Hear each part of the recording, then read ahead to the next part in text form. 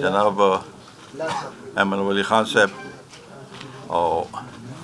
د عوامي نیشنل پارټۍ درنو قدردانو عزتمندو ورونو، نن موږ دا همګامي مشترکه پریس کانفرنس ایښی دی او بنیادي مقصد همدا دی چې دلته په 400 کې یو د ورورولۍ او فضا نور هم مزید هغې کې استحکام راولو او زمونږ د طرفه به کیسر جمال صاحب د قومي اسمبلی NA-25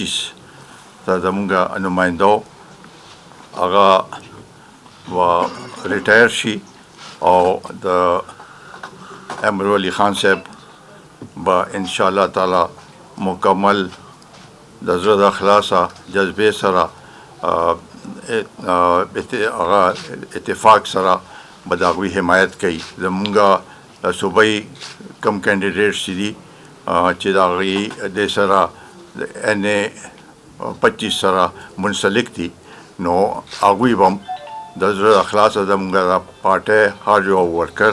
به انشاءالله تعالی په ښه اخلاص سره د NA-25 کې خپل هلې ځلې کوي او مخکې مونږه د یو ځل په بای الیکشن کې ټول یو ځای شوي او انشاءالله تعالی زمونږ دا خواهش دی چې دې الیکشن کې بھرپور حصہ زمونږ ورکران په NA-25 کې واخلي او د ایمن ولی خان صاحب حمایت وکړي. دا هغه د NA پورې ده، دواړه N باندې به زمونږ یو بل سره تعاوني او انشاءالله تعالی په هغې کې به مونږ خپلې هلې ځلې پوره بھرپور طریقې سره کوو. ډېره مهرباني. زه د خپل مشر افتاب خان شکریه ادا کوم. نن یو ماحول جوړ شو او د انتخابات ماحول دی او موږ ټول په دې پوهیو چې زموږ د دې انتخابات مقابله چا سره ده او زما په خیال د هغې قوتونو دپاره موږ ته د مرستې ضرورت او مزید به هم کیدی چې ضرورت وي خو د بدقسمتۍ نه هغسې ونه شو. خو سیټ اډجسټمنټس چې څنګه زموږ مشر ووې نو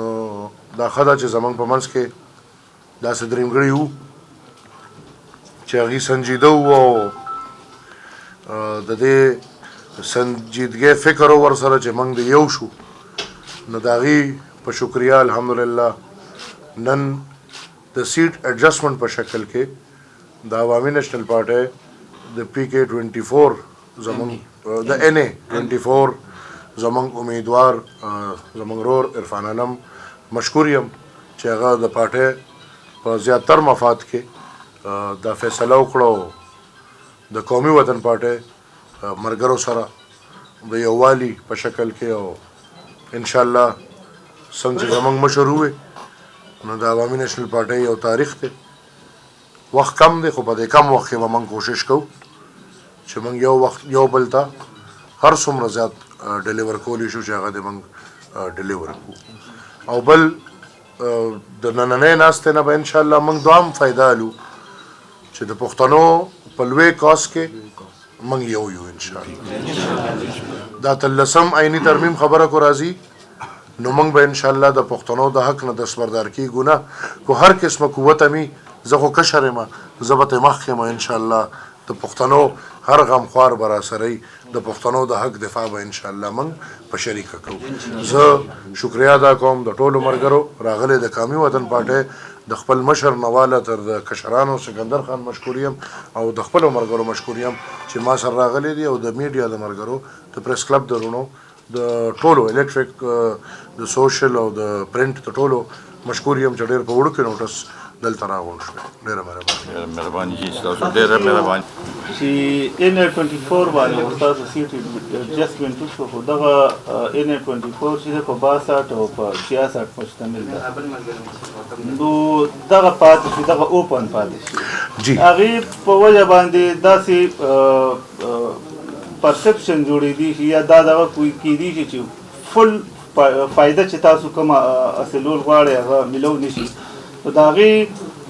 د فایدې دپاره تاسو څه میکانیزم څه طریقې کار داسې څه دغه کړی چې هغې تاسو ته مهرباني سبزلي رور په دې هر څه باندې دا داسې نه ده چې یو سیکنډ موږ ناست یو یا په یو سیکنډ کې خبره شوې ده یا په یو سیکنډ کې دا فیصله شوې ده او